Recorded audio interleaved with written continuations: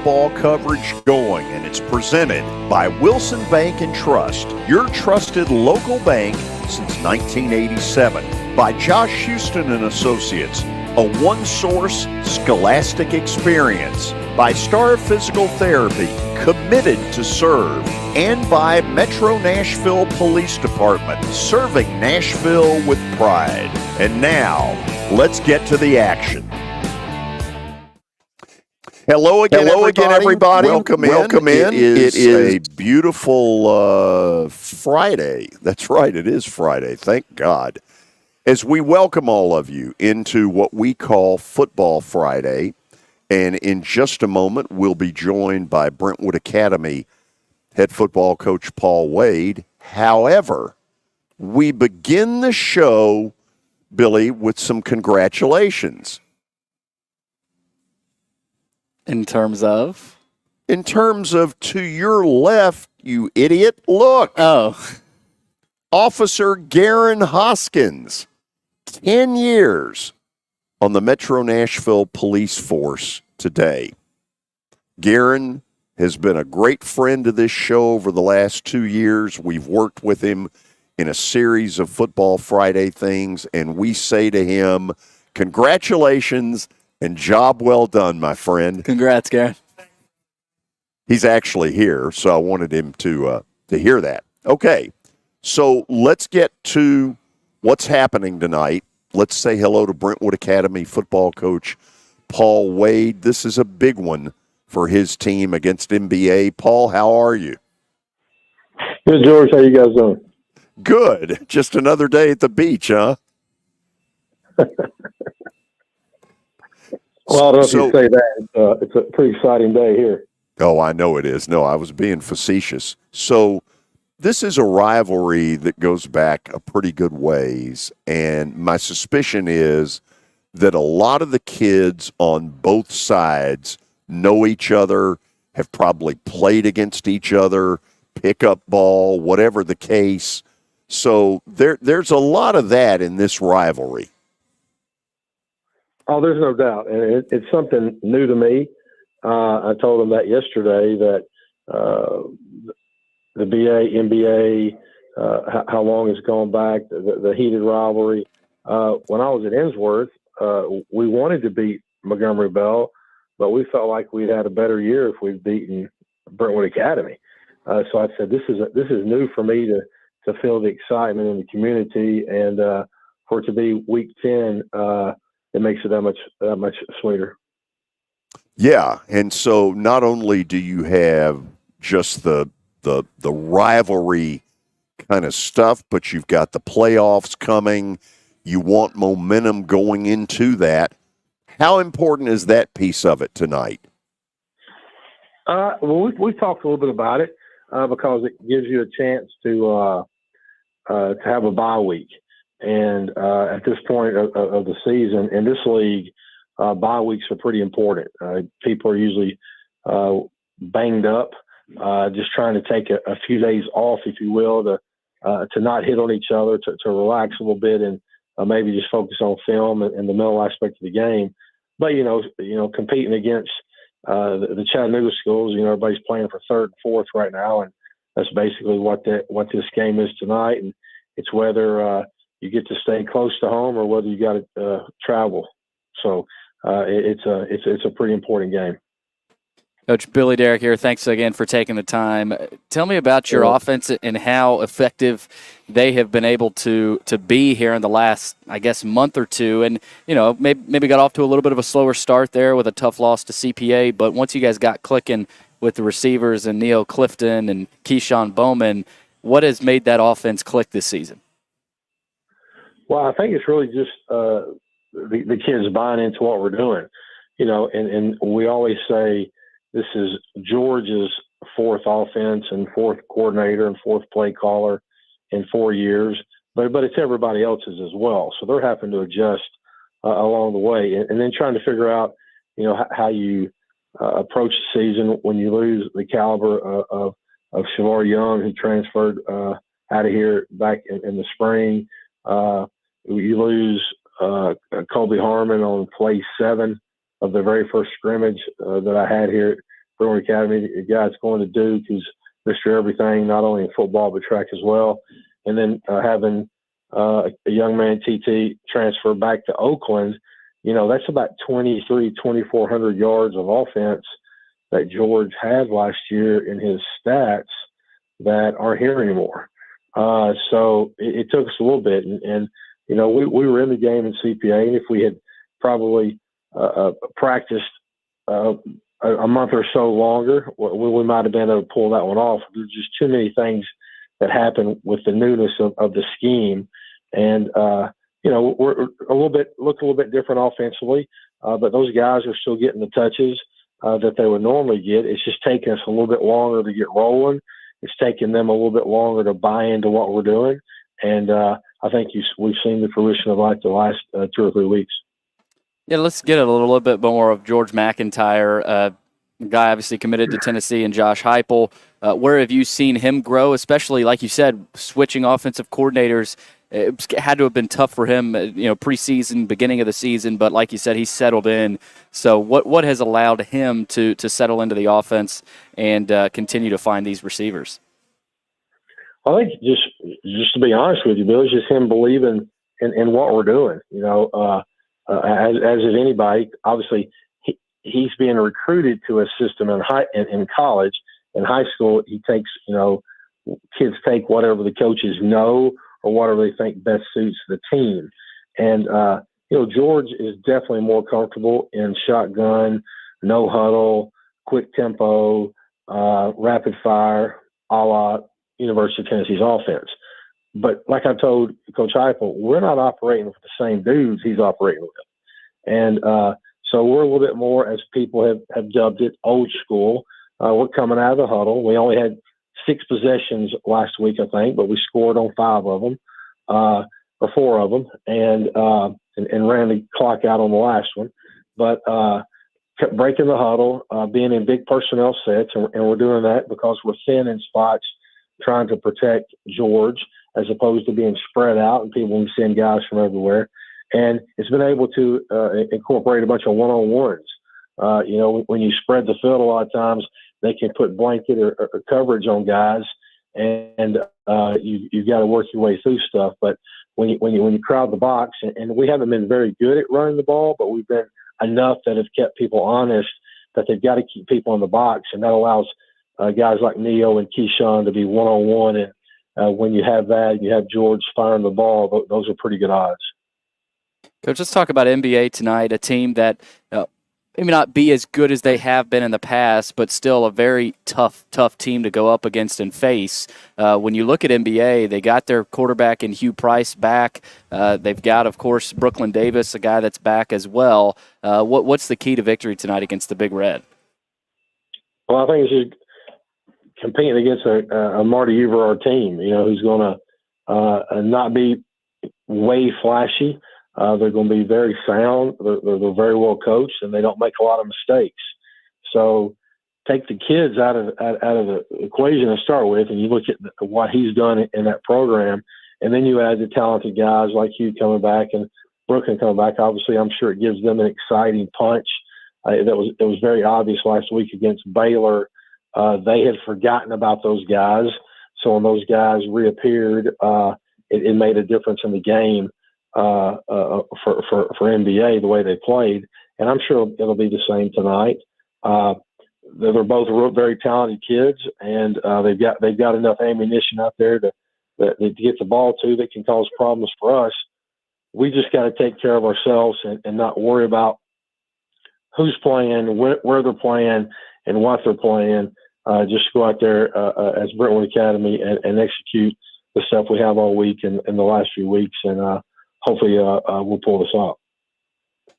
Coach, heading into the playoffs, I know you still got one more game to play, but are there certain things you guys as a staff want to try to establish tonight, or is that simply, hey, we got to go beat NBA?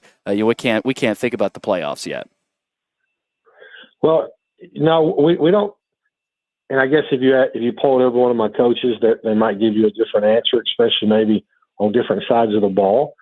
Because offensively, we're definitely not looking ahead as much as probably defensively to see what offenses we might have to go up against. But, we got the big two, if you will, Baylor and McCallie, who we know we're going to be on either sides of the board. And whether if you win tonight, you get one of them. If you lose tonight, you get the other one.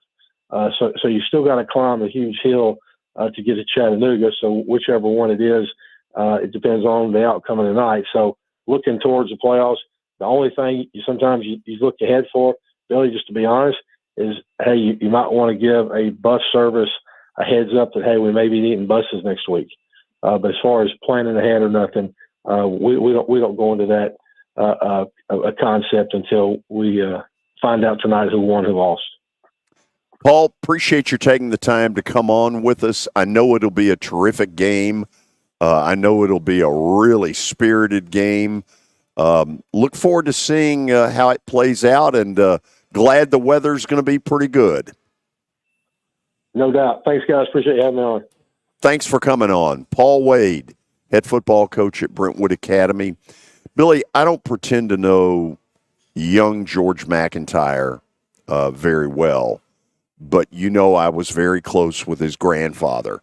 I was his grandfather's sideline announcer in the early 80s. And, I've told this story before, but I'll never forget it. I had come off a summer where I had interviewed to be Georgia Tech's play-by-play announcer on radio. And I really wanted the job, and it was absurd at age 25 that I thought I could get it, but I was one of the 4 people they interviewed, and I was really down about not getting it. And I'll never forget this. Coach Mack calls me over about 45 minutes before the opening kickoff of game 1.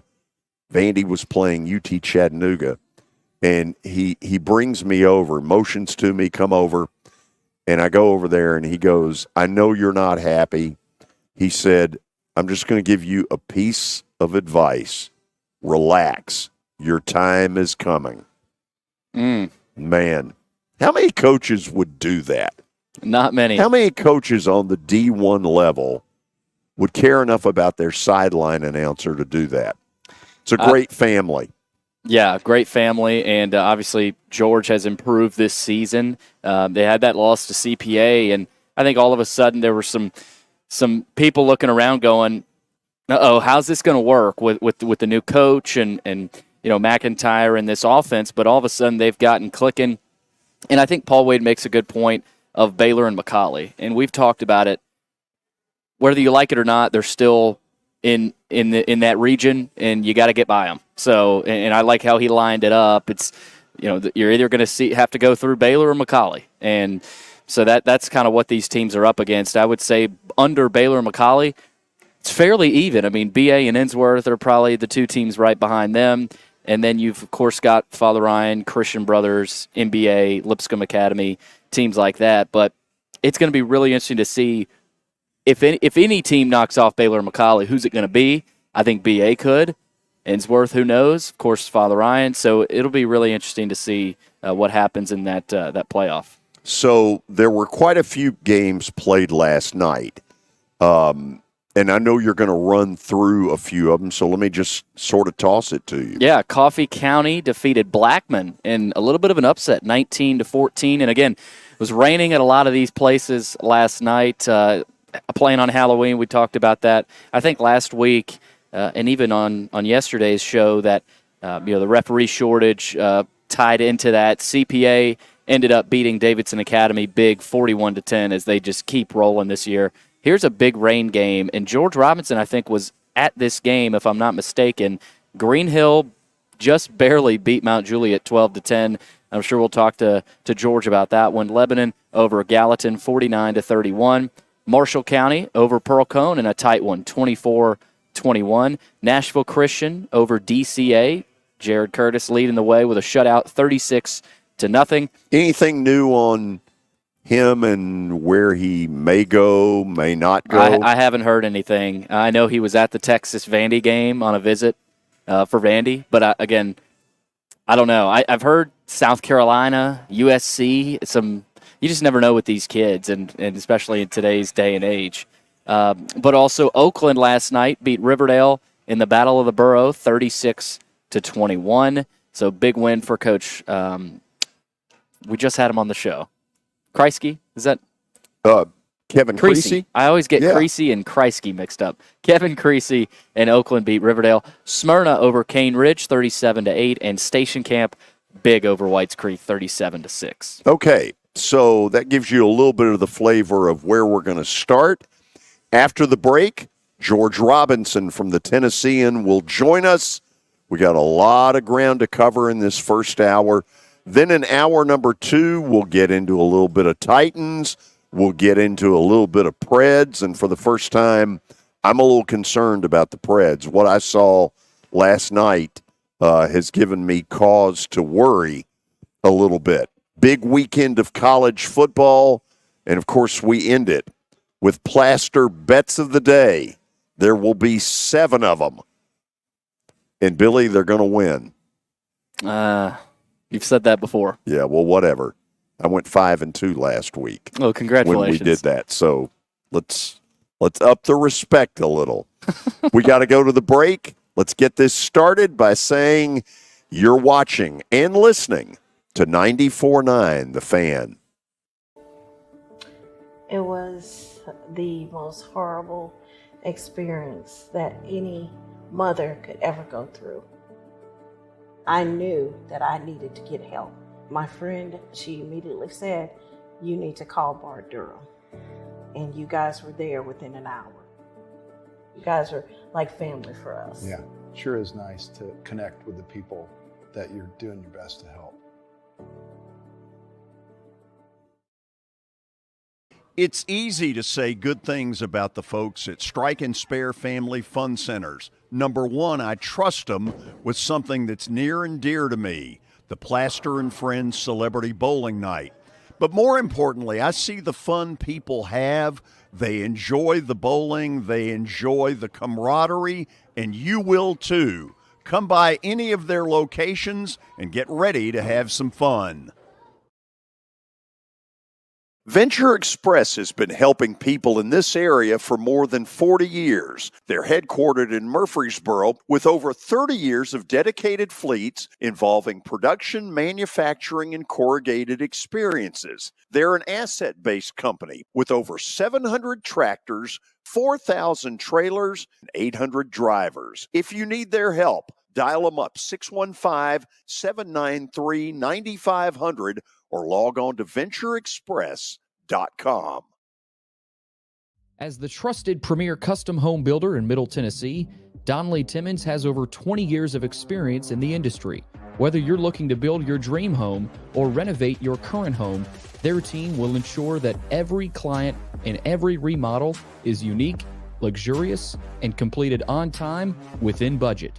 Founders Dustin Timmons and Joey Donnelly have over 25 years of construction experience in the Nashville area.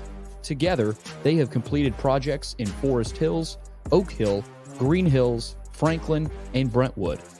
Dustin and Joey believe that communication is the most important aspect of all construction projects.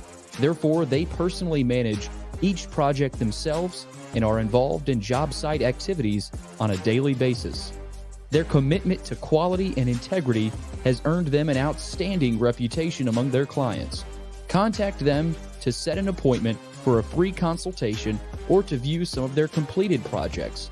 Give them a call at 615-456-7983 or log on to DonnellyTimmons.com. Hope you can join me, Norm Jordan, and Kevin Ingram as Vanderbilt heads to Auburn this Saturday. Kickoff at 11:45. Pre-game coverage starts at 10. Your sports live here on 102.5 and 106.3 The Game and the Game Nashville app. It's the George Plaster Show. Your sports live here on 94.9 The Fan.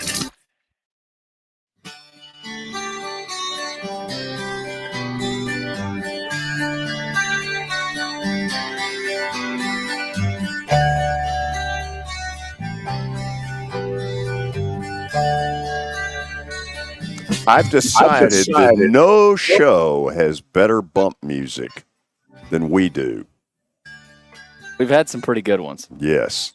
However, my thoughts about that will have to wait because George Robinson from the Tennessean is ready and raring to go.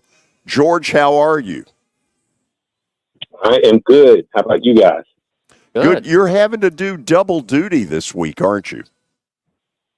Yeah, we had a bunch of games yesterday, and I was out at Green Hill, Mount Juliet, and we're hitting it. We're going back out tonight. Yeah. So first of all, kind of tell us where you're going to be and what game in our area has the most playoff implication.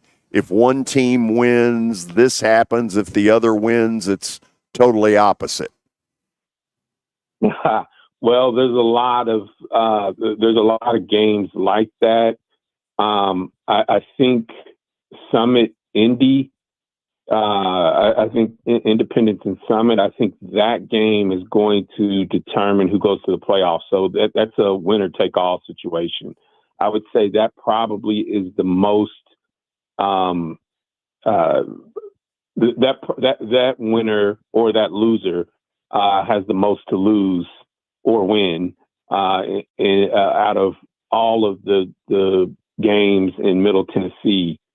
Just from the standpoint of, if you're looking at it from an emotional standpoint, like I said, the winner makes the playoffs, the loser's season ends. So it doesn't get any more dramatic than that. There are a lot of most of the games tonight will determine basically your playoff seeding. So, a team could win the region title, or if they lose, they could drop down to third and be on the road, for the first round of the playoffs. Obviously, the top two teams in every region, they get home playoff games next week, and then the 3 and 4 seeds, they go on the road. So there's quite a few games like that, and anytime you get to this point, I mean, we're wrapping up the regular season tonight. Anytime you get to this point in the season, everything is heightened. The emotions are heightened. I was out at Green Hill in Mount Juliet last night. Green Hill completed their very first regular season with a perfect record, 10-0, and also won their region against Mount Juliet, and also beat Mount Juliet, who's their chief rival for the second straight year. Of course, Green Hill's only about 4 years old, I think. The school opened up in 2020. And, most of those kids, I'd say about 90% of those kids came from Mount Juliet High School. So if Green Hill didn't exist, they'd all be playing at Mount Juliet. So that's why that game is so it's so emotional and so intense. And, you could see it in the Green Hill coach Crouch. You could see it in his face and how his team reacted once they beat Mount Juliet 12-10. It was a really good game, defensive battle, and just pouring rain that kind of affected both teams' ability to throw it. So I think we got better skies tonight. At least I'm hoping for it. One thing that dawned on me, by now, normally kids have had to play really bad weather or cold weather. And, George, that really hadn't happened at all. And they're going to get into the playoffs. It's going to get cooler and perhaps one weekend downright frigid. And they've had no practice at that. Well, and that has been the trend, I'd say, over the past 4 or 5 years. It hasn't really gotten super cold until maybe the state quarterfinals, state semifinals, maybe the state championships. But I remember last year the state championships were pretty warm. The problem was that it was miserable weather in terms of rain. Like for 2 of the 3 days of the state championship games, it was just pouring rain. So last night was kind of a reminder of what those state championship games were like last year. I got out of that rain last night, and I had a big raincoat on. I had a small raincoat underneath that, and I had a sweatshirt underneath that. and it rained so much. It rained all night long that I was soaked straight through to my skin. So it was I had to take all that stuff off when I got home and dry off. So the weather has been, the weather hasn't really hit the cold spell until that around that state quarterfinal, state semifinal matchup. That's when I kind of figured that the weather will start to turn a little bit more frigid. But I'm okay if it's not super cold. I can deal with the rain, even though it's not, it's not ideal. I can deal with the rain a whole lot better than I can deal with 65-degree rain than I can with 20-degree frostbitten fingers and toes. Amen. I'm with you on that one. George, BA and NBA tonight. I think a game that could get interesting. NBA's playing a lot better quietly these last couple of weeks. I know it may not show in the win column, but against Baylor, that was a 32-21 loss last week for NBA, where in a game where they were in that. I know they lost to Lipscomb Academy 23-0. They did beat Knoxville Catholic. Mm-hmm. And, you go back to the McCallie game back in September, that was a 13-0 game. So NBA's defense, and, that's nothing new for Marty Uverard coach team. I think the next step for them is getting their offense back to a level where they could beat a team like a Brentwood Academy. But this one has some implications, and rumor has it that the winner of this will play Father Ryan in a couple of weeks with a bye in the playoffs. I'm sure in that. So that's going to be a really interesting game though tonight because there's some stakes there as well. Right, and like you said, the winner will likely face Father Ryan. I think you're right. But the biggest thing for NBA is getting the quarterback Hugh Price back. He broke his collarbone in week 1 against Pearl Conan's been out, for the vast majority of the season, and I thought he probably would be done for the season unless they made a deep playoff run. I figured maybe he can come back for a state semifinal, maybe a state championship game, but he's gotten back already. He played last week and had a great night. I mean, 220 yards in his first game back from a broken collarbone. I don't know if any of your listeners, any of the people watching have ever broken their collarbone, but that is not an easy. It can be a very tricky injury to come back from, and particularly if you're a quarterback, having to use your shoulder and put your arm in different angles to be able to throw. So. That's a huge plus for NBA to get that kid back. He's 6'5", 190 pounds, every bit as tall as George McIntyre. I think it's going to be a really, really good game. And like you said, defensively, NBA has stayed in a lot of games against really, really good opponents this year. And with Hugh Price back, I think, that I have Brentwood Academy winning just because they've been playing really well this year. And they have the momentum. They've been through it. George McIntyre's been through the season. Hugh Price is just now coming back, even though he had a great game last week. But I can see where NBA can, play spoiler here for Brentwood Academy and have Brentwood Academy going into the playoffs limping a little bit. All right, let's go to Williamson County, the Battle of the Woods, Brentwood and Ravenwood. George, I don't know a ton about either of these two teams. I know they've been playing really well, though, and Ravenwood has just a really good team with a ton of talent. Donovan Starr, I saw, just picked up an offer from Georgia. So they've got – and their quarterback's a stud, too. So what can we expect in a Battle of the Woods tonight? Yeah, and like you said, two teams that stick out for me in regards to Ravenwood is their week 1 win against Alcoa, who's just a state power, and in last week's win against Oakland in overtime. Those were two just gigantic wins for Ravenwood, and it really kind of solidified their place, among the top tier teams in Class 6A. Before the season began, I think, it would have been hard pressed for any of us to think that Ravenwood would be at this point where they're at in the season.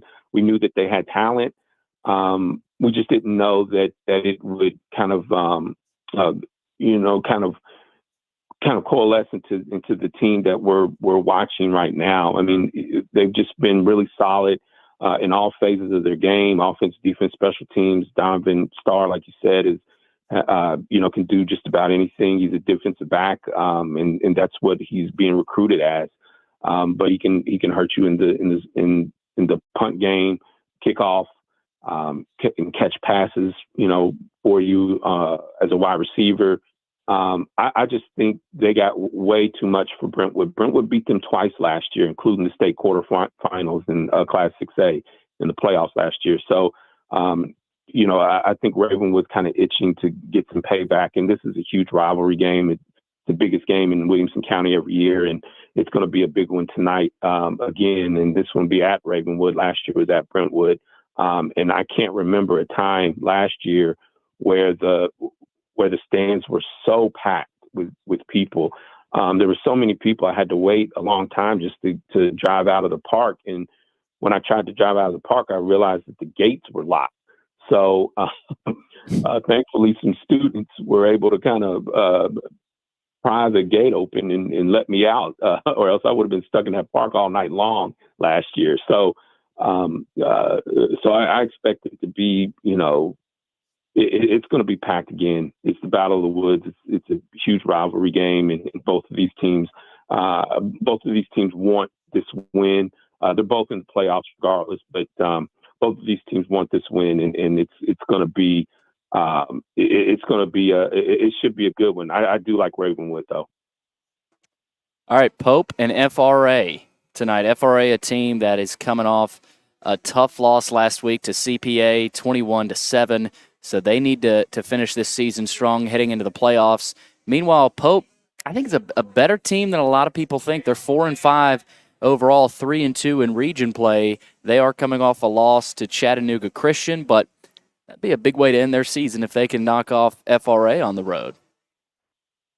Yeah, I was intrigued by this game, from the standpoint of, like you said, Pope John Paul is probably a little bit better than what their record suggests. They've been in just about all of their games this year, and they've beaten some really good teams as well.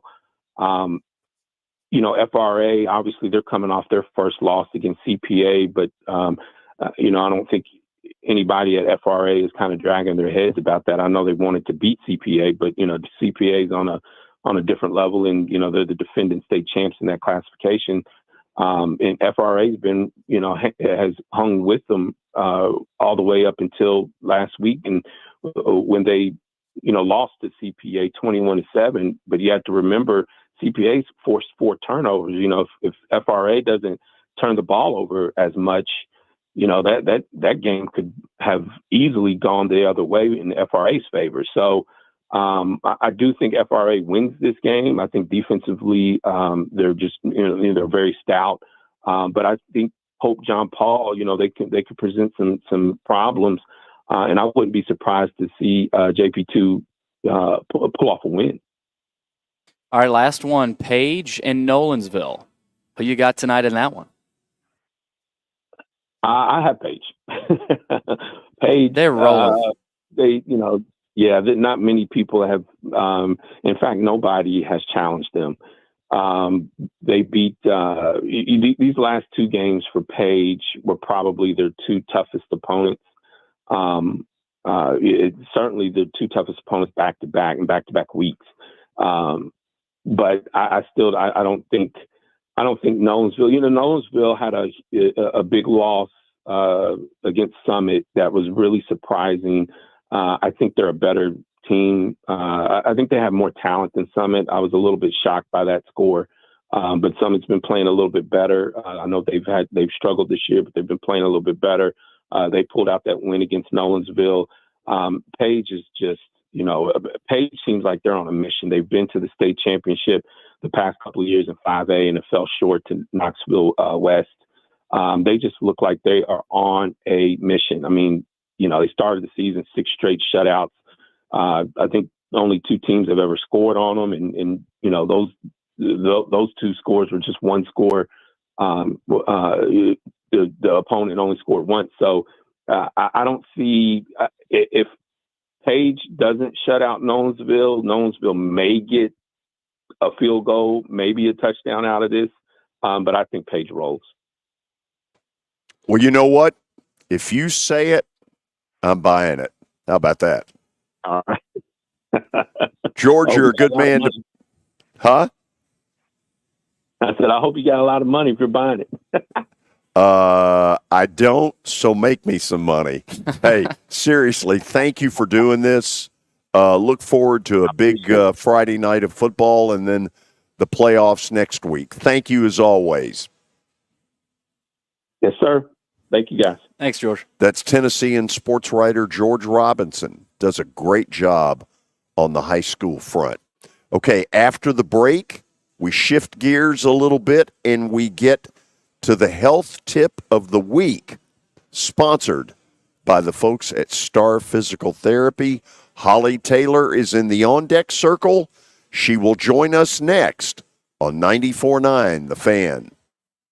As you might be able to tell, my buddy Stan Harrison, he's an Alabama Crimson Tide fan, but he's actually here to talk about Apple Collision Centers. Hello, Middle Tennessee.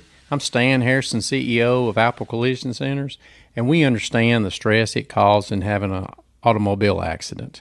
We can help you ease the stress of the auto body repair process at our 3 locations. We're conveniently located in Old Hickory, Hendersonville, and Gallatin. We've got rental cars available, we have PDR technicians available, and we have windshield technicians available. Please stop by one of our places and see us if you need our services. And by the way, when you come in his office, this just in, he's a sports fan. You were in a crash. Yeah. Your kids were in the car with you. We're very lucky to even be telling this story to you. Nikki treated us like family, and she was very caring and loving, and I'm just so grateful for that. She was somebody I could trust, and being a veteran, that's so important to me. My kids are going to have a better life now because I don't have to worry about those expenses that we were out. Your family has really created a legacy of trust, and I would recommend you to anyone.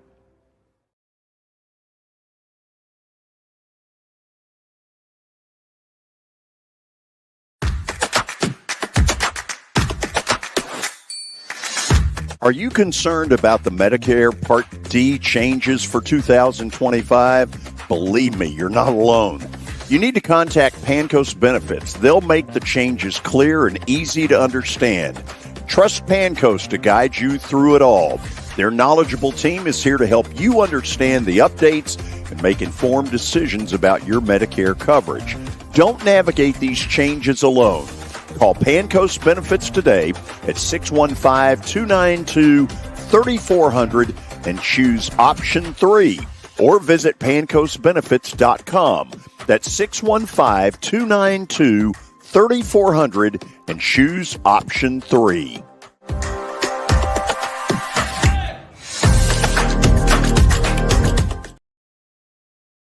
Over the years, more men have started to seek help for hormone deficiencies and imbalances, and Dr. Jeffrey Lodge and wife Daphne, along with their experienced staff, give men the treatment required to improve their quality of life, improve your immune system, energy level, cognitive function, and more.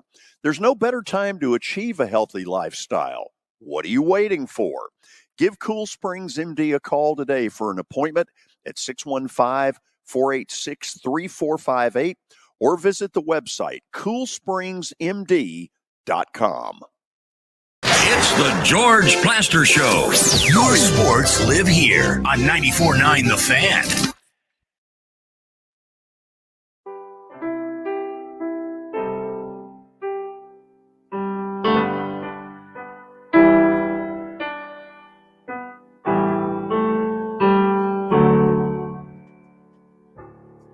All of you at the same time. Desperado. Yeah. There we go. We have better bump music than anybody. I can't say I've heard that one. Oh, come on, Billy. Who's it by? You know, I'm not sure. This may be where I have to have Holly help me. Holly Taylor with Star Physical Therapy every week gives us a great, I call it a health moment. It's obviously a segment in particular aimed at parents who may be listening who have kids playing high school football tonight. Holly, most importantly, who did Desperado? Oh, what's the Eagles? Duh. How could I have been that dumb? That's bad. Anyway, it looks like Holly is trying to get in here, but I'm not sure whether she's there or not. So, I thought she was. My bad. I think she's trying to hop back on. Okay, so we'll wait just a second. We're getting serious today. We're going to talk about internal injuries and spleen lacerations. You say, why?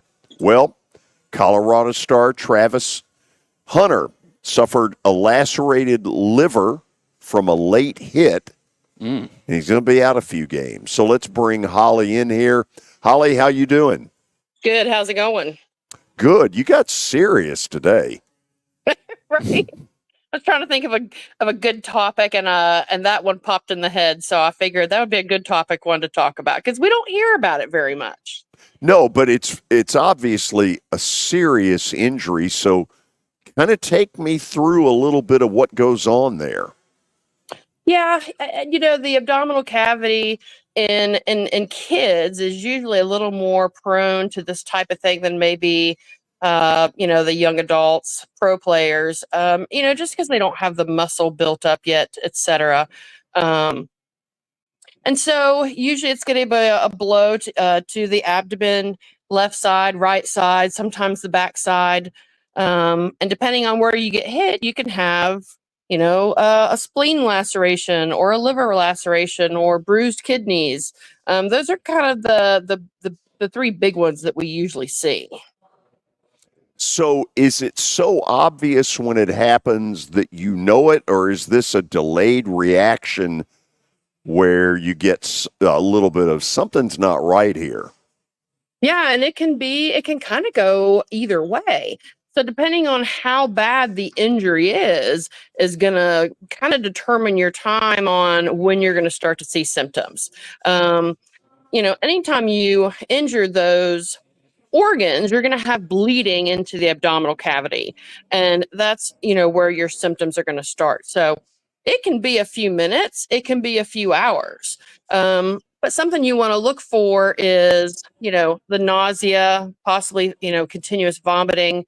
They're going to lose their color. They're going to have signs of shock. You're going to have pain in the belly on the side that it's happening at. And another one that the body does is for a spleen, you can actually have left shoulder pain. And if it's a liver, you're going to have right shoulder pain. Okay, I'm going to ask a really stupid question here, but at least I know it up front. One of the trends right now in football is for players to wear less things like knee pads and hip pads, and they want the speed, they want less weight. Does that affect any of these kind of injuries? Probably not so much, but there are some great new products out there that can help. I think there's several companies that are making, the really thin, dry fit material T-shirts that have, that new kind of foam padding in it that kind of looks like honeycombs, just to kind of add some additional padding around the midsection without really having much weight or bulk that's going to get in their way.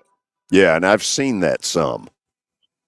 Yeah, and actually, I know that there's a foundation. It's Taylor Hagan, was a player down south here who unfortunately died from an internal injury during sports, and his parents have a foundation now that will help teams buy gear just like those T-shirts. And it's Taylor. It's Taylor, Hagan. It's Haugen. .org. So that's a great one. If coaches, like, oh, I wish we had those, I can't afford it. This is a great place to go to for parents, or even to show their coaches, like, hey, this is a foundation that can help us get this kind of gear. Okay, here's one I want to ask, because if you're a parent and you're certainly not medically trained, but you're sitting there saying something's not right here, what do they need to do if they get some of these kind of warning signs? Assume that it could possibly be an internal injury if you're having those signs, and go to the emergency room. Sometimes those require surgery and sometimes they don't. Sometimes they have to stay in ICU for a couple days just for monitoring. But the biggest thing you don't want to do is wait too long, because, you get that bleeding into the abdomen and that can end up being fatal. So this is really serious stuff, which I knew it was when you brought it up earlier.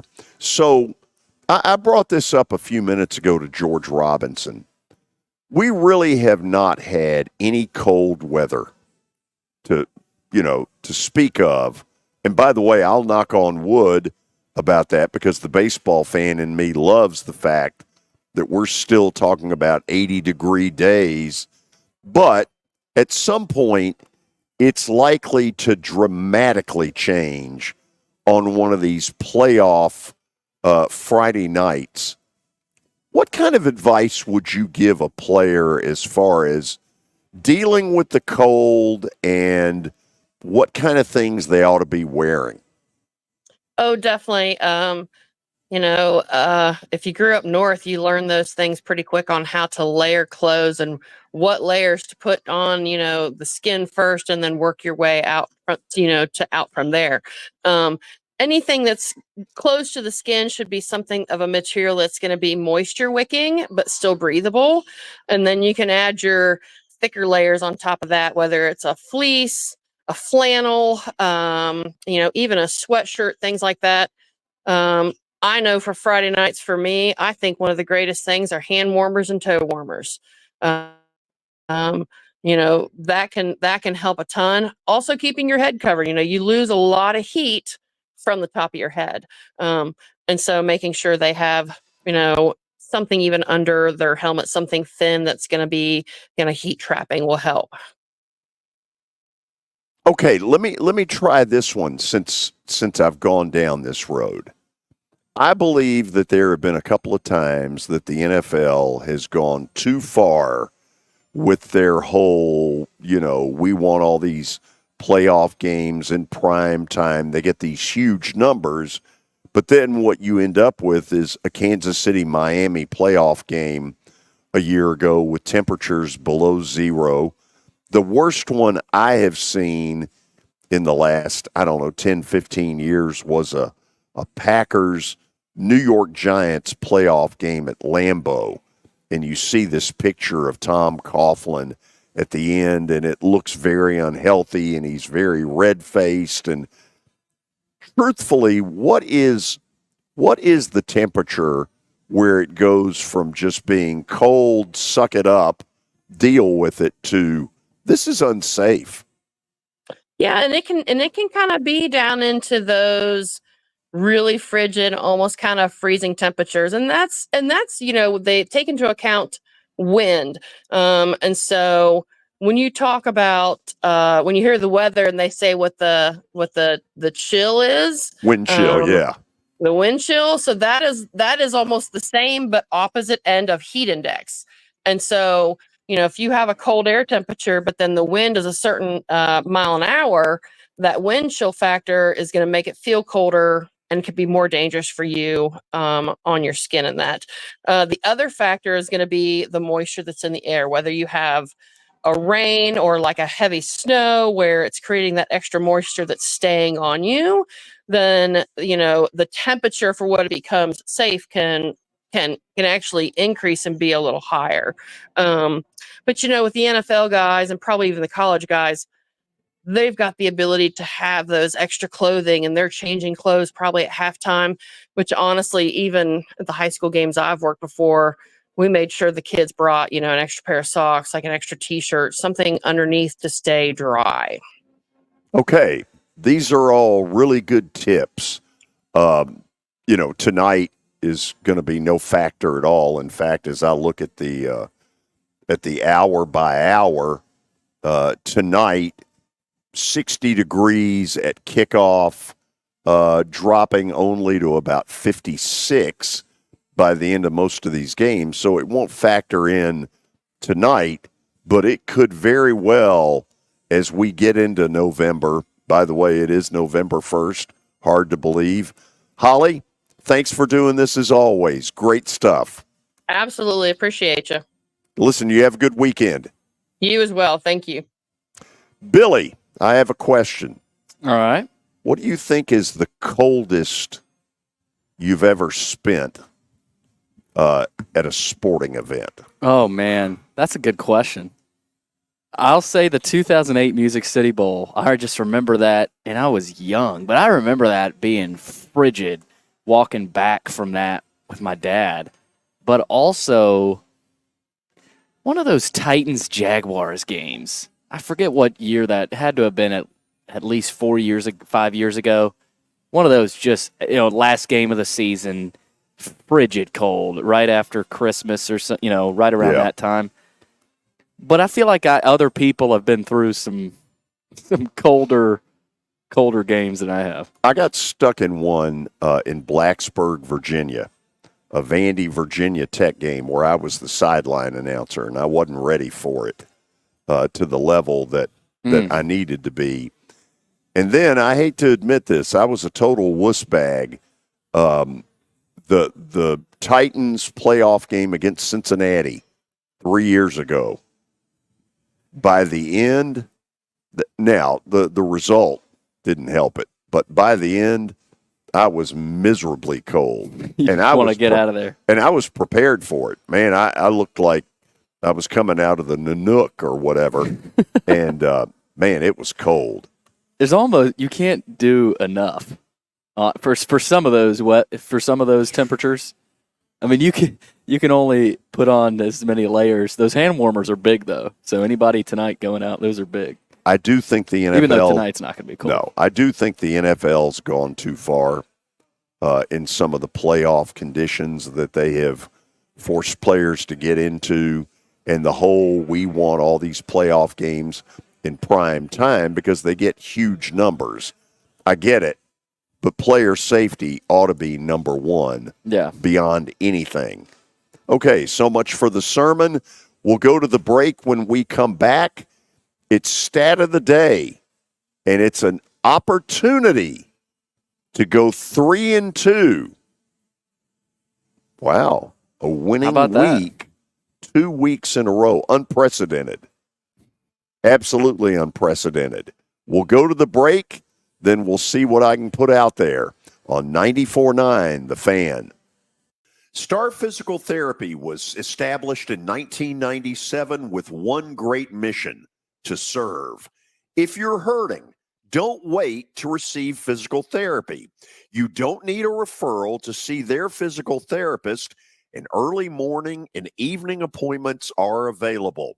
Make the call to 615-673-1420 and get rid of that pain. Star Physical Therapy, the official health provider of Football Friday.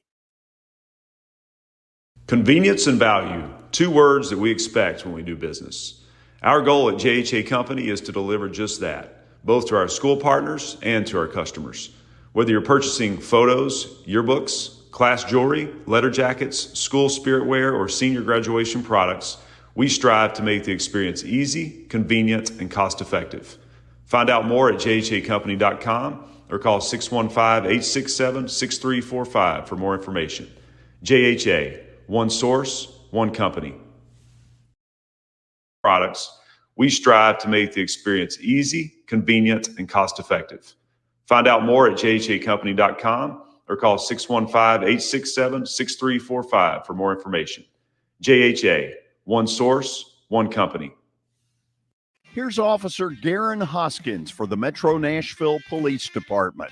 the Metro Nashville Police Department is on the forefront of policing in this century, and I'm glad I'm a part of it. I'm glad I get to find other good officers, other future good officers. And if you're watching today, or you yourself or someone you happen to know is interested, join mnpd.com. Feel free to reach out to us because we need good officers, and it's a great city to work for. The Parker Store at 1909 Nolensville Road in Nashville is the Parker Factory authorized store for your Parker hydraulic, pneumatic, water, and chemical hose needs. They stock metric tubing and hose connections to 42 millimeters in size, and they'll fabricate while you wait up to 6,000 PSI hydraulic hoses in a 2-inch size. Call the Parker Store at 615-248-8245 for all the Parker requirements you have. The Parker Store, 1909 Nolensville Road.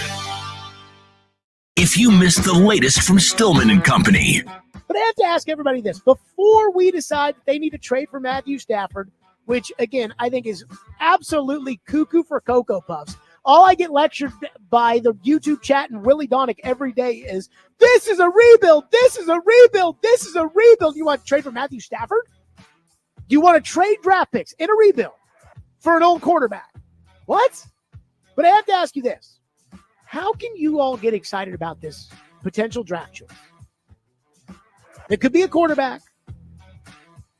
And how could you get excited about those quarterbacks if Chad Brinker, Rand Carthon, and Brian Callahan are the guys who, A, are making the pick, and B, developing the pick? I don't know how to get excited about that. Stillman & Company, weekdays from 2 to 6 on 102.5 and 106.3 The Game and the Game Nashville app. Convenience and value, 2 words that we expect when we do business. Our goal at JHA Company is to deliver just that, both to our school partners and to our customers. Whether you're purchasing photos, yearbooks, class jewelry, letter jackets, school spirit wear, or senior graduation products, we strive to make the experience easy, convenient, and cost-effective. Find out more at jhacompany.com or call 615-867-6345 for more information. JHA, one source, one company. Safe firearms storage saves lives. That's why the Tennessee Department of Safety and Homeland Security is offering free cable locks to help Tennesseans secure their firearms. Learn where you can request your free cable lock at safestoretn.com. That's safestoretn.com. Brought to you by the Department of Safety and Homeland Security, the Tennessee Association of Broadcasters, and this station. Evan, Canty, and Michelle are unsportsmanlike. I think I'm out on time travel, honestly. Why do I want to go back to the revolutionary times? No. I don't know. I just think that it's too risky. As far as time travel goes, what if you get stuck in the past? What if you can't access the portal back to today? That would be terrible. Would you rather go to the past or the future? Well, it doesn't feel like we're on the right track right now. I don't know. I want to go to the future.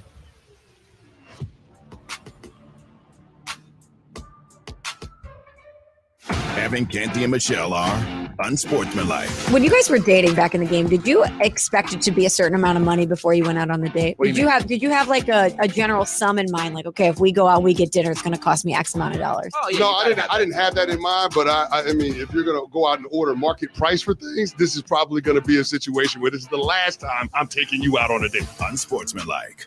Weekday mornings starting at 6 Eastern on ESPN Radio and on ESPN2. Your sports live here. WBUZ HD3 Laverne. All around the world on the Game Nashville app.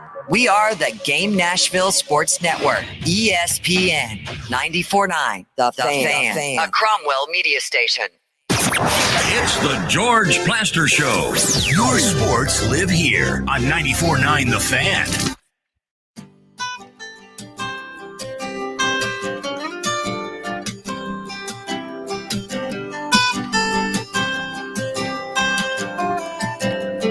All right, we're talking Titans and Patriots in a little bit, coming up with Terry McCormick. But first, stat of the day brought to you by Apple Collision Centers. They've got 3 great locations, one in Old Hickory, one in Hendersonville, and one in Gallatin. Give them a call, 615-754-9800, or log on to applecollisioncenters.com. All right, here we go with stat of the day.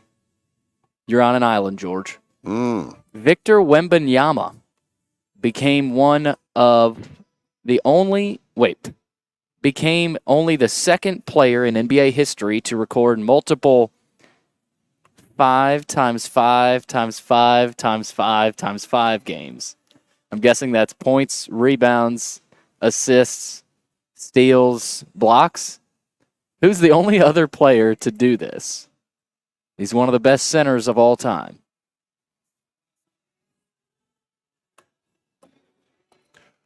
I didn't even know that was something that people monitored. This is one that I ought to at least get close to.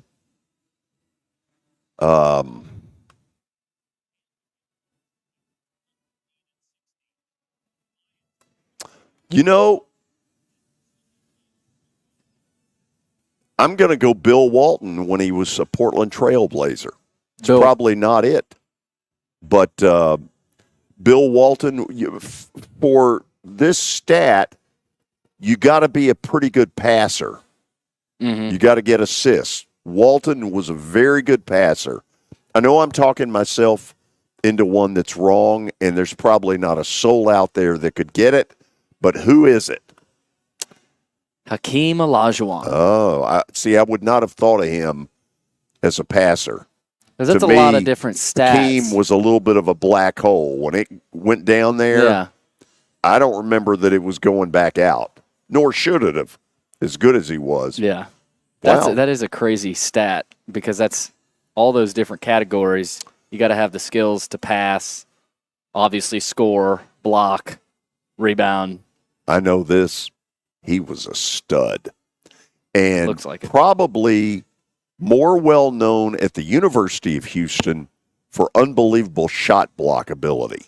Man, you didn't get anything off on him. Hakeem the Dream. Yes. Okay, hour number 1 is done. We're now into the 4 o'clock hour, and we welcome all of you in from our digs, at the Ford Ice Center in Bellevue. We begin the hour with Terry McCormick's Daily Titans Update. Today he's on by phone, got caught in traffic. Terry, how you doing? I'm good, George. How are you? I'm good. Let's ask the question that you knew would be first, and that is Will Levis starting on Sunday against the Patriots? That seems to be the million-dollar question that Brian Callahan kind of hinted that he didn't quite know. I think what they're going to do is they're going to test him out tomorrow, and they may even test him out Sunday morning before the game just to make sure. But I think the telltale sign will come when they have to make their Saturday roster moves. If Trevor Siemian rolls up from the practice squad and is called up, you'll know that Levis is not going.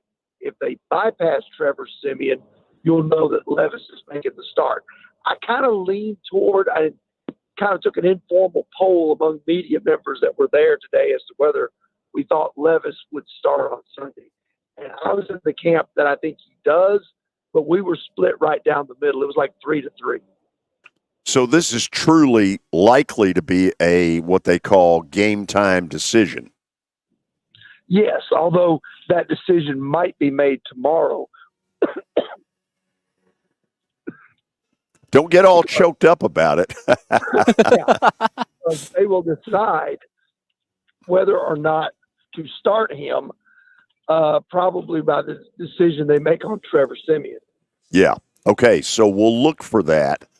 On the New England side, Drake May suffered a concussion in their game a week ago against JETS. All week long, it's sort of been he could come back, or it could be Jacoby Brissett. What are you hearing up there?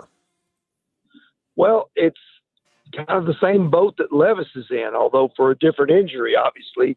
But it's earlier in the week they were saying that he was trending toward playing, that he might be able to give it a go.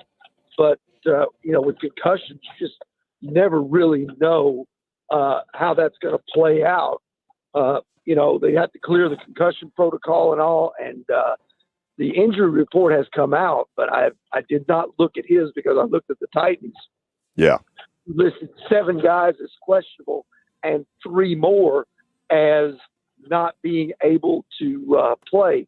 Those 3 who are out are L'Jarius Sneed, Andrew Rupsich, and Tajay Spears for a 3rd straight week. Yeah. So with Spears, we knew it was going to be a while. Yeah, it's kind of interesting because Brian Callahan, and both with Spears and Sneed, Brian Callahan, initially thought that both of those guys would only take a little bit of time, maybe a week or 2. And here they are, both of them going on week number 3, that they're not going to be available for them. I think, with Tony Pollard listed as questionable with a foot injury, this running back thing is really starting to get kind of interesting for this team right now. Who knows? Julius Chestnut may be getting the lion's share of the carries. So, Terry, we've got a matchup of 2 of the 5 worst teams right now in the National Football League. They've both got some of the same problems. They don't quite know what they have at quarterback, although I think the Patriots are more optimistic about Drake May than the Titans are about Will Levis. So talk to me about, if the Titans win, do you think that brings on a better second half? And let me float it the other way. If they can't beat New England, what do you think that means?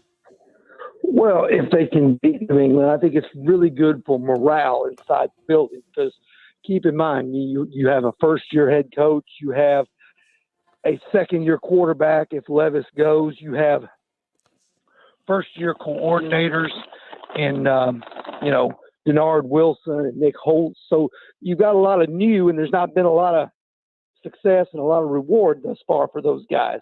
So from a standpoint of, yes, things went in the right direction, maybe not as fast as they had hoped, I think you want, the Titans, they need to win this game. If they don't win this game, then they're probably neck and neck with the Carolina Panthers for the first overall pick in the draft next April. With both of them, it would appear looking for quarterback help. Possibly. Yeah. If they see enough from Levis, because Callahan, at least publicly, still, thinks that Levis has a high ceiling, and it's just a matter of, can he get that out of him? And then, kind of a topic of conversation around the reporters today with him was the whole situation of how long a time do you give him for the plug? Because, it was brought up, about Baker Mayfield and Sam Darnold figuring it out, after multiple stops. And I think, the way he answered that was, you have to see enough and make a determination you're a guy and that you can win with him and that he's going to, play at a high level by the time he gets to the end of that contract. Otherwise, you got to cut bait and get the next guy. Okay. I think it's very safe to say that Will Levis at this point has done absolutely nothing that would allow Brian Callahan to say to Rand Carthon, listen, he's our guy. We believe in him. He's the one we want running the system. To what level of better do you think Levis has to show to get Callahan to tell Rand Carthon that? Just think he needs to start experiencing, some success and have some better decision making, and cut out the silly turnovers, the interceptions. One of the things that, it seems like the only thing that Levis has been able to do this year is learn tough lessons. And I think it was about, taking care of the football that happened against Chicago and against the Jets. And then it took them a long time to get him to learn to slide rather than, go out and run the risk of taking unnecessary hits and injuring yourself. And then, in retrospect, it's kind of come out that Levis, and Callahan kind of, followed along with it, that in retrospect, he didn't need to be out there for the Colts game. because his shoulder wasn't strong enough for him to make the throws that he needed to make. And Levis yesterday and Callahan as well said this is a learning process for him to know when to say when as far as an injury. And it's also a learning process for Callahan to know better when this guy needs to save him from himself. So, both guys learning. The question is, can they find any sort of success, and how quickly will these lessons be learned, and what will you do moving on from it? Okay, last thing for you, Terry. The last time that Will Levis did start, Brian Callahan went with what I have termed a Gerber's baby food offense. A lot of check down Charlie, a lot of much ado about nothing. And the community reaction to that game plan was not very good. If he plays on Sunday, more Gerber's baby food or wide open, let's find out? No, I think you're at the point now where you have to find out. I think, who knows, maybe some of what we saw against the Colts, a lot of it I do believe was the fact that he had lost trust in Levis in terms of the mistakes that he was making. Some of it may have been that, maybe in the back of his mind, he didn't know if he could execute those down the field throws with the shoulder the way it was. But if he's back in there, or when he's back in there, because at some point he will be, I think Callahan owes it to Levis, and he owes it to himself, and he owes it to the organization to turn this guy loose, see what you have, and if it's not good enough, you move on, and if it is good enough, then you've solved a big problem. Terry, thank you so much. Have a good weekend. We'll see you on Sunday. All right. Sounds good, George. I'll see you. Terry McCormick with his daily Titans update. We'll get knee-deep into the Predators in about 8 to 10 minutes with Mark McGee. But first, a little bit of an update on what's going on around the world of sports. Yes, and it's brought to you by Lori Burnett Leland. You can find her online at mortgageladyyusa.com or give her a call, 615-969-4350. Well, the Dodgers, of course, are celebrating a world title. Their bus got stuck in traffic earlier today. We're showing a video on the podcast version right now. Their parade, I don't know if this isn't every player, it doesn't look like, but it looks like a good chunk of them are stuck in L.A. traffic around a curve. I don't know where they are. Yeah. I wouldn't pretend. That doesn't look like, I don't know where it is. I wouldn't know. I've never been west of Kansas. What about you? I've certainly been west of Kansas. What's the furthest west you've been? Hawaii. Oh. Yeah, I've been 3 different times Maui to Hawaii with teams. Maui's fun, isn't it? No, it's the whole Hawaii thing. That's a different world. It is. It's awesome. We'll get to the Preds here in a little bit with Guy. Really interested to hear Guy's perspective on what's going on with the Preds, because last night was a golden opportunity to get a win without the Oilers' best player, Connor McDavid, and they looked like a complete zero. Well, I'll say this. What we saw last night is unacceptable. And my hope is, and I don't pretend to know right now what is going on that's causing this. I just know that last night is completely unacceptable. I keep hearing about the defense. The defense is really struggling. Obviously, you've seen the amount of goals that are given up, but they're also not. You score one goal. It's everything. There's nothing about last night that was positive other than the Predators shuttles.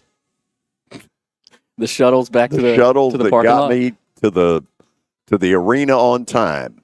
Keep going. NFL last night, the Jets finally got a win over the Texans, 21-13. Good for Aaron Rodgers. Good for the Jets. I know Kelly. He made a good point yesterday that the Texans were without Nico Collins and Stephon Diggs. Listen, that's a big chunk of offense. Yeah. That they don't have. After the game, C.J. Stroud said they were embarrassed. They need to be better. He had to run for his life a lot last night. Yeah. So, but the Jets defense tightened up a little bit. I know, again, Texans were down and depleted, but you still held down a pretty good quarterback. And I saw this on ESPN this morning. I know you could be overreacting, but if that defense plays like that, and they're going to be playing better offenses with more weapons, and Rodgers can do Rodgers things with Devontae Adams, I'm just saying. They're not dead. No, they're not dead, but they're certainly not very alive. No. College football last night, I thought this was going to be a good one. Tulane beat the brakes off Charlotte. Based on what, though? Charlotte sucks. I thought it was going to be better than 34-3. Charlotte's a bad football team. They are. I wonder if their coach, Biff Poggi, gets fired at the end of the season. I don't know. He wears cutoff shirts on the sideline. Did you know anything about him? Not much. I have seen the garb that he wears. I'm not a big fan of it. It might be getting old, especially that if when he you keeps when losing you win, like that. you can wear you can wear whatever the hell you want to wear. You lose, you better wear some halfway decent stuff. Right. Tonight, not a great Friday night slate. You do have a good one out west at 7 o'clock. Boise State hosting San Diego State. That may not be a good one, actually. Usually, there's been every Friday night, it feels like, a decent game to watch. Not this Friday. Not tonight. The one in the middle may be the best game. South Florida at FAU. South Florida at FAU, and then Georgia State, team that beat Vandy. They're at UConn tonight. Jim Mora still hanging on at UConn. Yeah. I wonder. They are 5-3 this year. Yeah, So they'll be bowl eligible with a win. that's your slate tonight.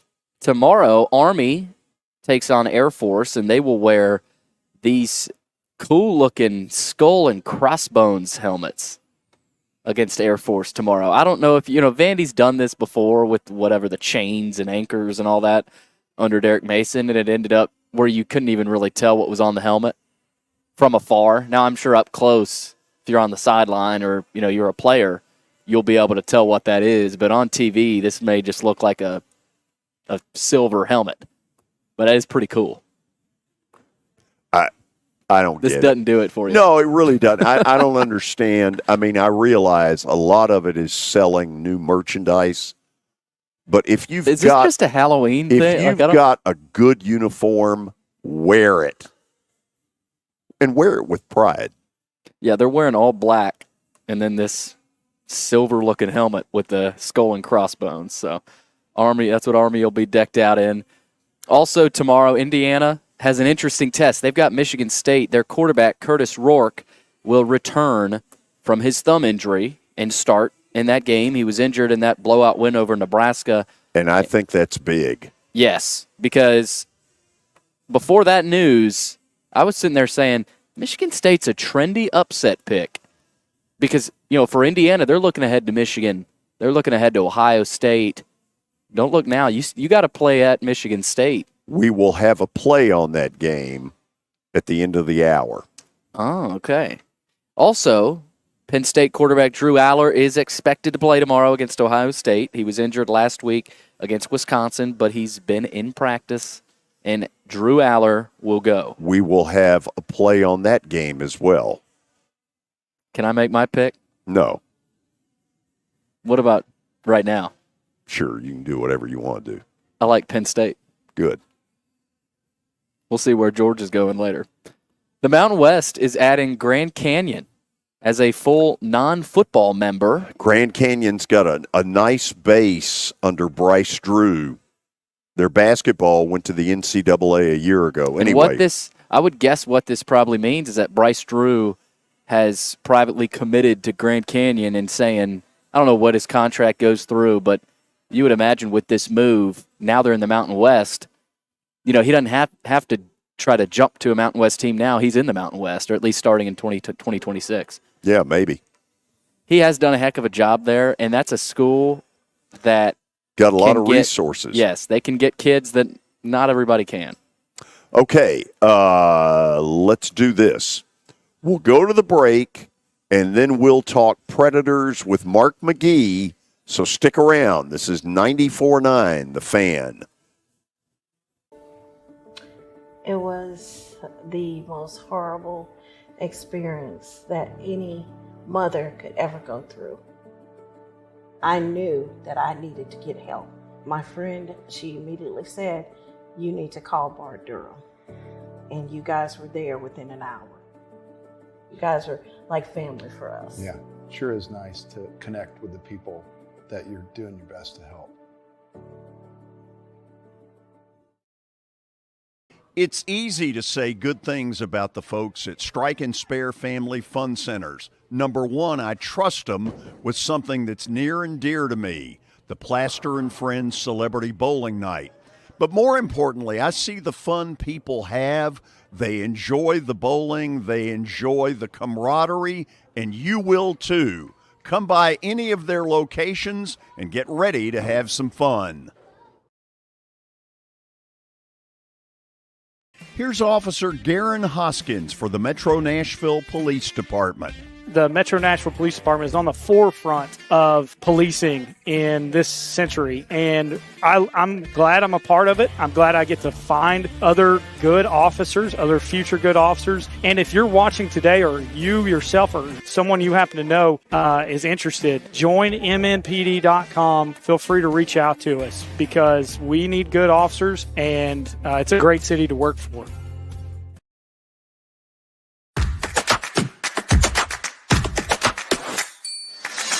Are you concerned about the Medicare Part D changes for 2025? Believe me, you're not alone. You need to contact Pancoast Benefits. They'll make the changes clear and easy to understand. Trust Pancoast to guide you through it all. Their knowledgeable team is here to help you understand the updates and make informed decisions about your Medicare coverage. Don't navigate these changes alone. Call Pancoast Benefits today at 615-292-3400 and choose option 3, or visit pancoastbenefits.com. That's 615-292-3400 and choose option 3.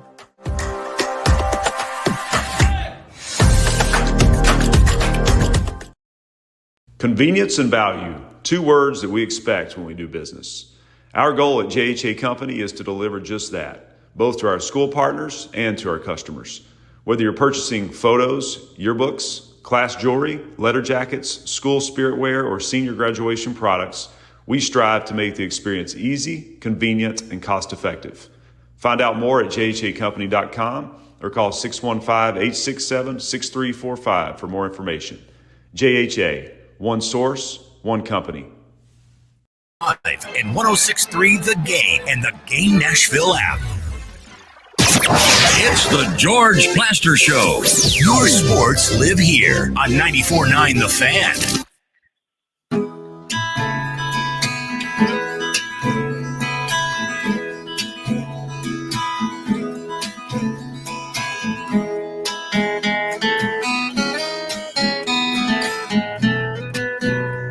We are back, and we're going to talk a little Nashville Predator hockey. I think most of you know, slow start to the season. It's been easy to say, okay, new players trying to blend in with the old, and then all of a sudden there appeared to be some good news, a 3-game winning streak, an overtime loss in Tampa. But then there was last night, which was a total stink bomb against the Edmonton Oilers, 5-1 final. Mark McGee joins us. Gee, I said it earlier. Last night's totally unacceptable. It's kind of like the Ghostbusters 2 movie when the guy was the art curator guy, goes around, looks at everybody's work, and he goes to that woman's restoration work and says, "Everything you're doing is bad." And that's pretty much what's happening with the Predators right now. Everything they're doing is bad. Last night especially. You have felt like Andrew Brunette is jumping around lines that nobody gets settled with the two other partners on that line. In your mind, is that the big problem? I think it's one of the problems. You know, we've talked about this before on the show. He's got to quit switching lines around. Their big problem right now, and I think they tried to solve it in the offseason, and just they've done so many moves. I guess they just weren't able to do another one. But they knew going in that their number 2 center spot was weak. They were hoping that Tommy Novak would be better, and he hasn't been. They were hoping that Colton Sissons might be better. He hasn't been. So those are your 2 guys that they keep switching back and forth at the number 2 center spot. Stamkos can play center. Steven Stamkos should be on a wing, the right wing. He does not to be in a center position. They don't want him in a center position. They can help it. So they would like to have somebody in that center spot. I heard today a rumor that Mikael Granlund, who was a former Predator, now with the San Jose Sharks, might be somebody they're interested in bringing in. So a trade situation. So I don't know. They know they've got to solve that number 2 center spot. That's one thing, but they've got so many other troubles. I mean, after the game last night, Andrew was talking about, they need to match the desperation and determination of Edmonton, because Edmonton hasn't had a great season either. With Connor McDavid out for a couple of weeks, you would think they would still might be on a downhill slide, but Leon Draisaitl sure filled in the gap last night for 2 goals and an assist, and it's 26 goals in 26 games against the Predators. So, it's more than just that number 2 center spot. They've got to find some chemistry. Draisaitl likes playing the Preds. Oh, yeah, he has exploded against them. So, they looked flat as a pancake last night. That was the thing that, to me, I just saw nothing. And I saw that, and I've seen that a couple times in games I've gone to. I just don't feel like I don't see that grittiness or whatever that you're used to seeing in Predators teams. I mean, this team wants to be relentless and wants to go all out and score a lot of goals and stuff, but they're not scoring a lot of goals right now. And I don't know whether it's just and I talked about this yesterday.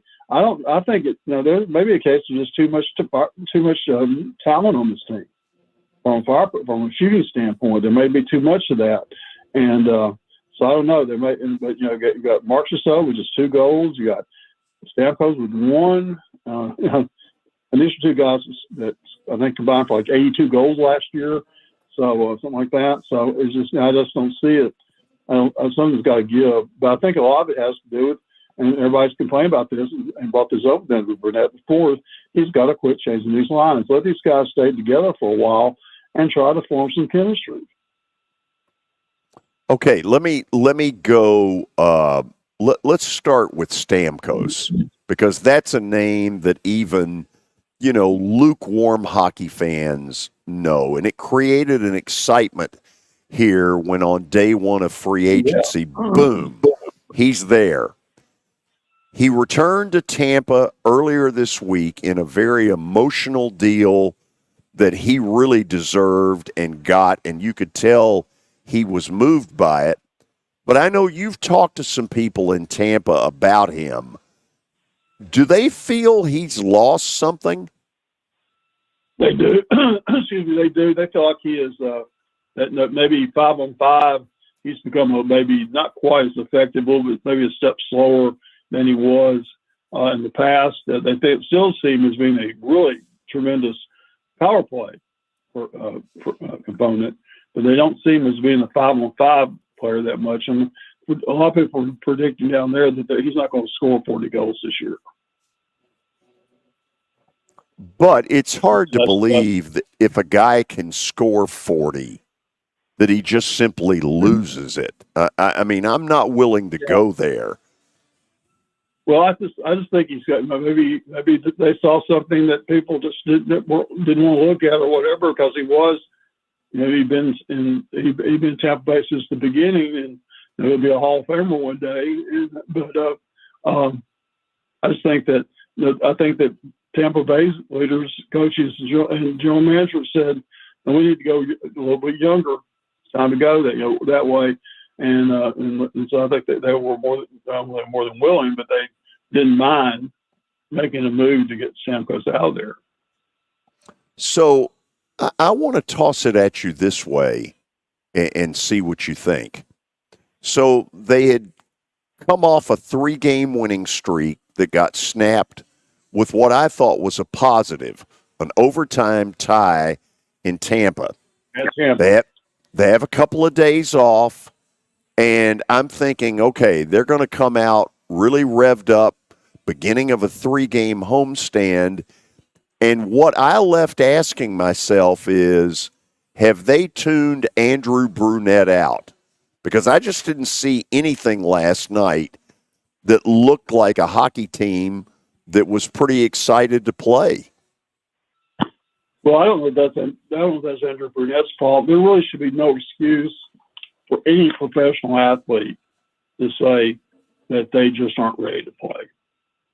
And that you heard that a couple of times last night from players and coaches and from Andrew, that they weren't ready to play from the beginning. That should never, ever, ever be an excuse for a professional athlete to not be ready to play, especially against a team like Edmonton, and Edmonton was right to be beaten because McDavid's gone. And like I said, Edmonton has struggled this year too, just like the Predators were doing. They're almost equal in struggling situations. You got an Avalanche team coming in tomorrow night, which has struggled as well, gotten much better of late. Because they've got over some injuries, they had a lot of injury problems early on. So, I don't know. I don't know that they've tuned Andrew out. I just think they're kind of just lost right now, George. They just don't. I think they're looking at each other and going like, "What do we do here?" Because they just know that the forecheck's horrible. They're getting beaten odd man rushes. They're not really going aggressively after the puck in the neutral zone. They're just not. It's just not happening. And Stamkos, how many times has Stamkos hit a post this year? I mean, he's had terrible luck. And so it's a lot of things that contribute to this, but I don't know that that they shut Andrew Brunette out. But I think that Andrew Brunette, they're still struggling 10 games from now, and Brunette has a lot to talk about with Barry Trotz. Okay, let's go to Barry Trotz in this, because nobody knows him better than you do, media-wise, from having covered him when he was the Predators' head coach in its inception. Now he's a GM. In your opinion, is he likely to GM the way he coached? Kind of give me what you think is going through his head right now, because he couldn't have been a happy camper last night when he rolled out of there. I think the effort situation would be the thing that would be most confusing, most upsetting thing for Barry, because Barry expected effort from his players, and I think that's probably the most disappointing part for him. I think he looks at Andrew and says, Andrew, I gave you some great players here to do something with, and they don't seem to be doing it. But it's a change in culture too. I mean, of course, these guys are coming in and they're changing from different cultures as well, like Marchessault and Stamkos. But the team has changed in culture because the league has changed. Now, when Barry was coaching them, they were a defensive team, low-scoring games. They win 2-1, 1-0. That's great. The gritty, dirty goals, that type of thing. And now the league has changed. It's more offensive-minded. There's more up and down the ice type play. And right now the Predators aren't showing that kind of energy. They're just not. And they're not showing a toughness. It's just the games they're going to. I'm going like, where's the toughness in this team? I just don't see that. I don't see them wanting to hit people, or Lazan got hit bad. They had trouble last night, but yeah, I don't see them going out and really just establishing themselves and saying, here we are, make us move. So they're not pushing other players around. They're not moving guys around in other teams' offensive zone. They're not moving those players around. They're not doing a lot of. I don't know. It just doesn't seem they're really doing. The effort's just not there. In your crystal ball, where is this headed? I hope they're better in November. I'm hoping we have something to be thankful about Thanksgiving with this team. I'm hoping. I've got confidence that all the tools are there, but somebody in that locker room is going to have to, or maybe somebody's in that locker room are going to have to step up and go, guys, it's time to make this happen. And they keep on talking about that, like, well, we got to get better.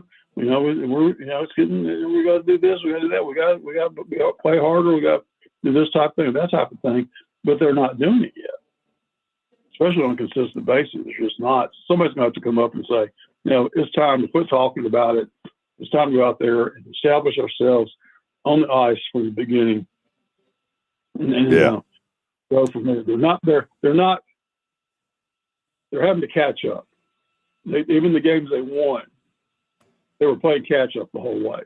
Yeah, you've got to go out and establish yourself early and take control, and they're not doing that. I mean, not a lot of wire to wire with this team yet. Gee, let's keep close tabs on this, because there's a lot at stake, and I just can't see Barry Trotz just sitting back and saying, "Okay." I just don't see it. No, but Barry, I'm sure his mind's working right now. I would say, and he like I said, effort's a big thing for him. That was probably one of the biggest things he looked for from players. So he had a lot of talented players, but he had players that that's why he was looking. That's why he wants to see his effort on the ice from the time you hit the ice to the time you leave it. Guy, thank you as always. Have a good weekend. We will talk soon. Sounds good, George. Thank you. Always enjoy it. All right, bye-bye. Mark McGee talking Nashville Predator hockey. And last night, you can cut it however you want to cut it. Unacceptable. Oh, he brought it up, the Jeremy Lauzon hit in that fight. Yeah.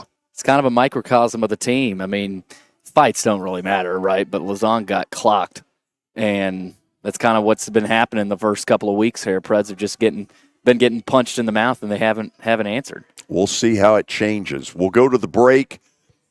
It's an interesting weekend of college football with one huge game and quite a few that have a lot of playoff implications. We will talk that next on 94.9 The Fan. You were in a crash. Yeah. Your kids were in the car with you. We're very lucky to even be telling this story to you. Nikki treated us like family, and she was very caring and loving, and I'm just so grateful for that. She was somebody I could trust, and being a veteran, that's so important to me. My kids are going to have a better life now because I don't have to worry about those expenses that we were out. Your family has really created a legacy of trust, and I would recommend you to anyone. Venture Express has been helping people in this area for more than 40 years. They're headquartered in Murfreesboro with over 30 years of dedicated fleets involving production, manufacturing, and corrugated experiences. They're an asset-based company with over 700 tractors, 4,000 trailers, and 800 drivers. If you need their help, dial them up 615-793-9500 or log on to ventureexpress.com. As the trusted premier custom home builder in Middle Tennessee, Donnelly Timmons has over 20 years of experience in the industry. Whether you're looking to build your dream home or renovate your current home, their team will ensure that every client and every remodel is unique, luxurious, and completed on time within budget. Founders Dustin Timmons and Joey Donnelly have over 25 years of construction experience in the Nashville area. Together, they have completed projects in Forest Hills, Oak Hill, Green Hills, Franklin, and Brentwood. Dustin and Joey believe that communication is the most important aspect of all construction projects. Therefore, they personally manage each project themselves and are involved in job site activities on a daily basis. Their commitment to quality and integrity has earned them an outstanding reputation among their clients. Contact them to set an appointment for a free consultation or to view some of their completed projects. Give them a call at 615-456-7983 or log on to DonnellyTimmons.com. You know, starting to save for your future doesn't have to be difficult. Let Wilson Bank and Trust help tone up your financial goals this year. Our certificates of deposits or CDs can help your money work harder with our competitive rates, earning you more than ever before. WBT checking options allow you to earn rewards you can really use, like a high interest rate or cash back on check card purchases when you meet some e-banking qualifications. Visit your closest Wilson Bank and Trust office or online at wilsonbank.com to get started today. Member FDIC. Told you not to do this. Your sports live here. On ESPN 94.9. The Fan. And the Game Nashville Sports Network. It's the George Plaster Show. Your sports live here on 94.9 The Fan.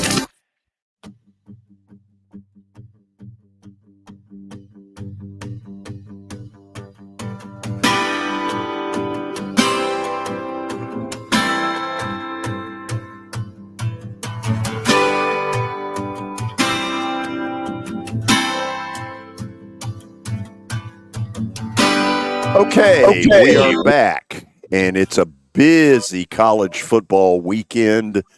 A lot of the less important games get played Tuesday through Friday, but tomorrow there's a lot of good stuff. So let's get to it.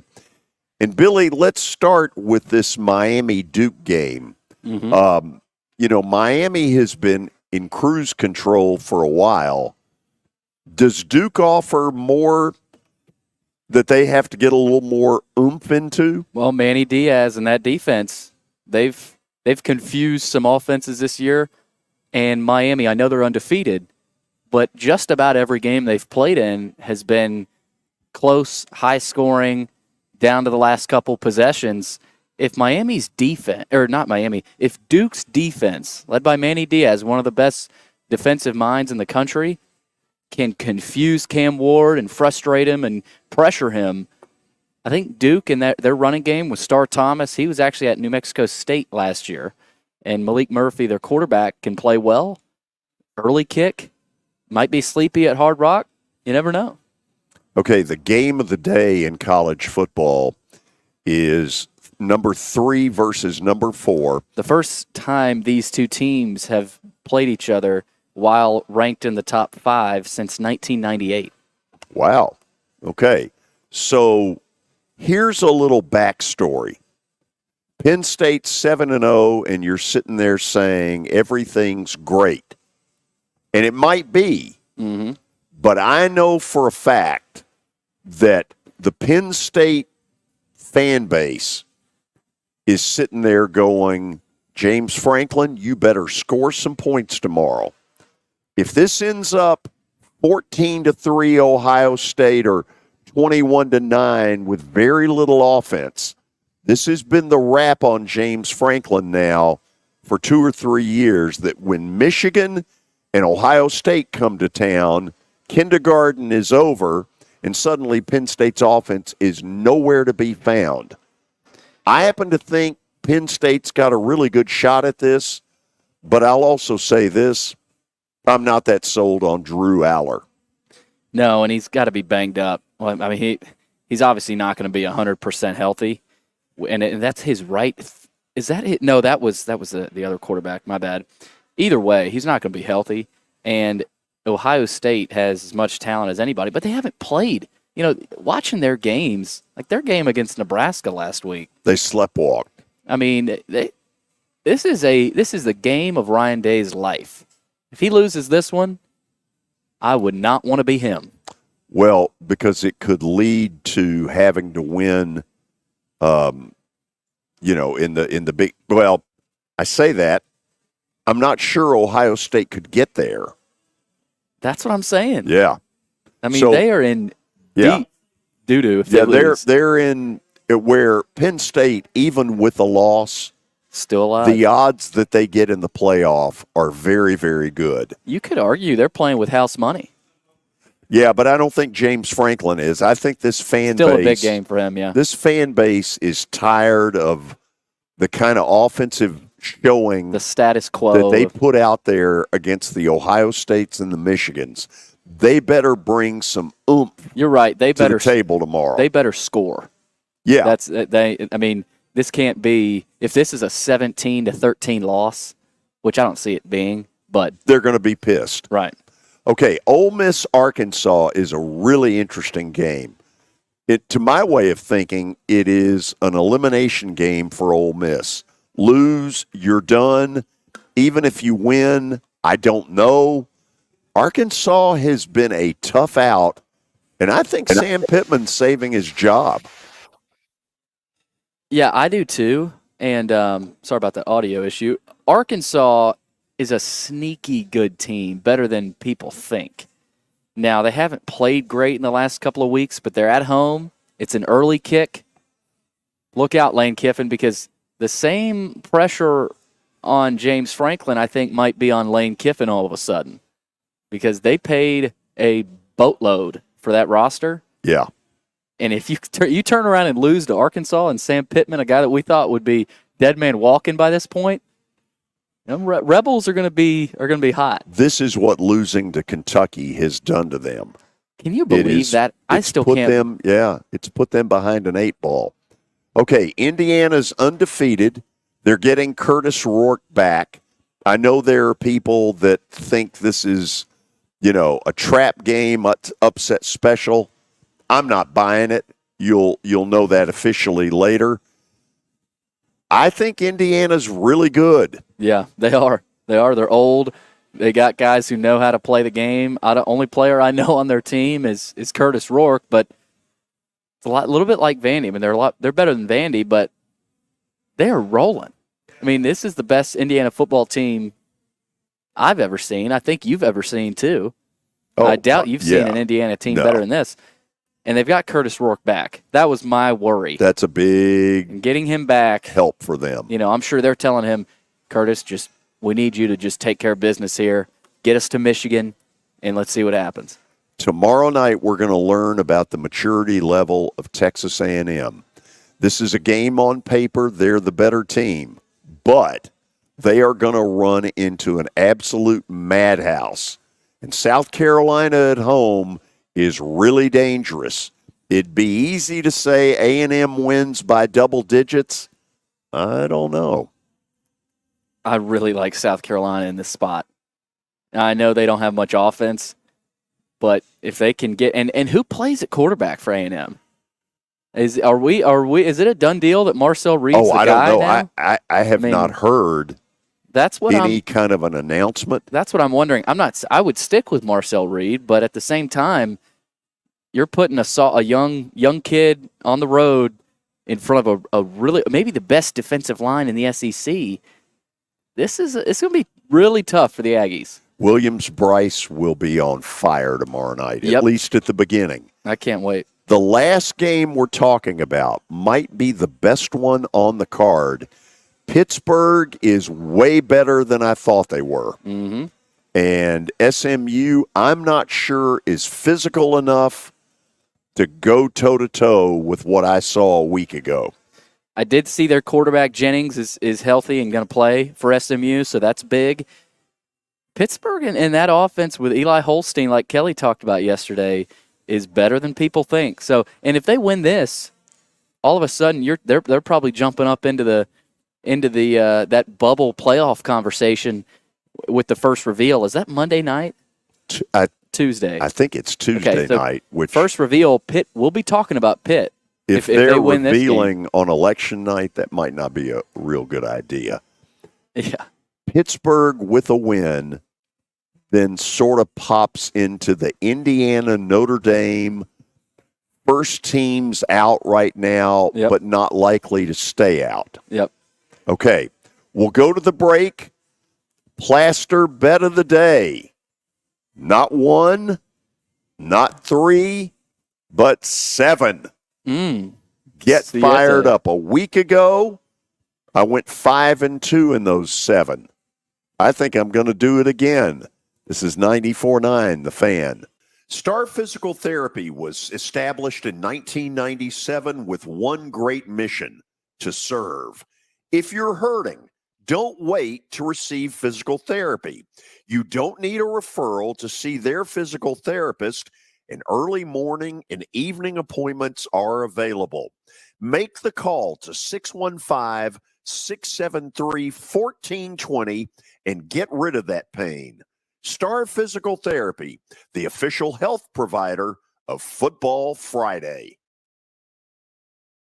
As you might be able to tell, my buddy Stan Harrison, he's an Alabama Crimson Tide fan, but he's actually here to talk about Apple Collision Centers. Hello, Middle Tennessee. I'm Stan Harrison, CEO of Apple Collision Centers, and we understand the stress it causes in having an automobile accident. We can help you ease the stress of the auto body repair process at our 3 locations. We're conveniently located in Old Hickory, Hendersonville, and Gallatin. We've got rental cars available, we have PDR technicians available, and we have windshield technicians available. Please stop by one of our places and see us if you need our services. And by the way, when you come in his office, this just in, he's a sports fan. The neighborhood with a brand new roof from Best Choice Roofing. Right now, they're bringing you their best promotion ever. 50% off roof installation. That's right, 50% off and 0 payments for 12 months. So you can have the sharpest looking roof without breaking the bank. Don't miss out. Dial pound 250 and say Best Choice or go to bestchoiceroofing.com/radio today. As the trusted premier custom home builder in Middle Tennessee, Donnelly Timmons has over 20 years of experience in the industry. Whether you're looking to build your dream home or renovate your current home, their team will ensure that every client and every remodel is unique, luxurious, and completed on time within budget. Founders Dustin Timmons and Joey Donnelly have over 25 years of construction experience in the Nashville area. Together, they have completed projects in Forest Hills, Oak Hill, Green Hills, Franklin, and Brentwood. Dustin and Joey believe that communication is the most important aspect of all construction projects. Therefore, they personally manage each project themselves and are involved in job site activities on a daily basis. Their commitment to quality and integrity has earned them an outstanding reputation among their clients. Contact them to set an appointment for a free consultation or to view some of their completed projects. Give them a call at 615-456-7983 or log on to DonnellyTimmons.com.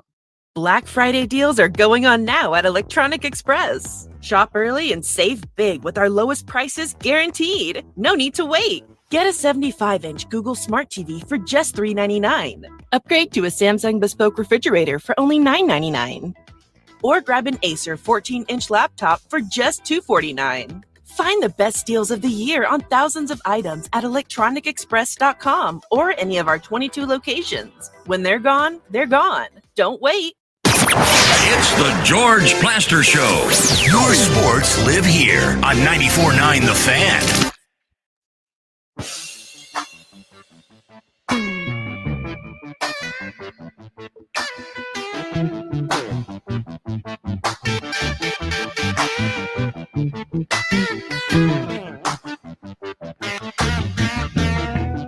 Well, it's not the best college football slate tonight, but of course we've got all kinds of high school football action around the area.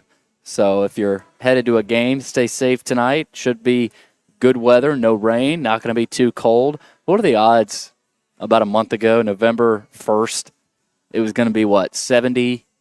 Hard to believe. 70 and partly cloudy. You know, as we do this broadcast, 66 degrees right now, and up into the upper 70s early next week.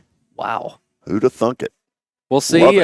We'll see what happens with all the playoff scenarios filing out tonight. But it's time for Plaster's Bets of the Weekend, brought to you by Bart Durham Injury Law.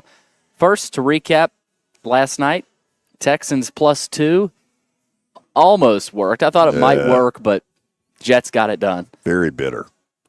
Okay, so we've got 7 plays for the weekend.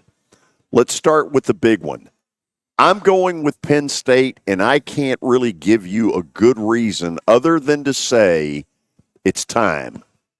Here's the one thing I do know. The team that loses will have one major league pissed off fan base. Yep. The Ohio State people, they act like it's their birthright. They're not at all happy with Ryan Day. And if Penn State loses in the manner that they have lost to one of the big boys again tomorrow, in other words, no offense, even with this great undefeated record, James Franklin's going to hear it. There is a lot of pressure on him and that offensive staff to not lay an egg. I just think it's time. Penn State at home to beat Ohio State. Okay, this one. Billy wants to say, where's all this positivity coming from? Well, you know, I've watched 50 years of bad Vanderbilt football. Billy has not. 50 years tends to get you a little jaded. So I'm probably a little late to the party to believe. I didn't believe during the Alabama game. Most of you, if you told the truth, you didn't either. But maybe they have earned the right for me to say Auburn's no better than them. They're going to go down there and play well. So even though there's a part of me that doesn't totally trust, I'm going to take Vandy plus the touchdown because I think it's at least 3 too many to give Vandy at Auburn. Yeah, that's too many points. They've never won at Jordan-Hare Stadium. They've beaten Auburn on the road, but it's been in Montgomery or Birmingham. Thank you. I'm trying to think. From Nolensville. Tony in Nolensville was the one that gave us the stat out of baby. That was a good scoop. Okay, third game. I'm taking Indiana until they give me a reason not to take them. Michigan State, a decent football team, not very explosive on offense, and if they're going to beat Indiana, they probably better be prepared to score 30 or more. They're not good enough to do that. I'm taking Indiana minus the 7.5. Curtis Rourke back. Next up. Oh, not in the order I had, but what the heck. Nebraska. Big game for them. They need this to be bowl eligible, and their fan base is dying to get there. They're better than UCLA, and it's time to prove it in Lincoln. Last but not least, on the college level, you have skipped one. No. Oh. You have skipped a college game. What's your That would be Illinois. I'm taking the Fighting Illini plus 3 at home against Minnesota. And here's why. I never see the Minnesota that wins. Every time I see them, they can't row the boat, they can't make a first down. Why they're the favorite? Heck if I know. Maybe Vegas knows something I don't. Illinois is better than Minnesota. They'll prove it tomorrow. On the pro level, there we go with Hotlanta GA. The Falcons are the best team in a bad division. How good are they? I don't know. I don't think they're very good on defense, but I don't think Dallas is very good at anything. I'm taking the Falcons coming off a big road win in Tampa to continue their winning ways at home against Mike McCarthy and the Dallas Cowboys. And last but not least, I'm taking Arizona. Quietly, Arizona is 4-4 and getting better under Kyler Murray. Yeah. Who knows what the Bears' psyche is? They may come in there snorting fire after getting beat on the Hail Mary, or they may come in kind of flat. I think they're coming in flat, and I think Arizona's going to flatten them. I like it. I don't trust the Bears either. Caleb Williams is... he's going to be a really good player. Yeah. But right now, I don't know. Something's not mixing with, Not with yet. that team yet. Not yet. Okay, we're done. Monday, we will get down and dirty, give you our thoughts about the Titans as they play New England. Hopefully, it'll be a win. We'll get into all the college football stuff. It'll be Reaction Monday. Billy, have a good weekend. You too, George. All of you, if you're out there, drive safely. We'll see you Monday on 94.9 The Fan.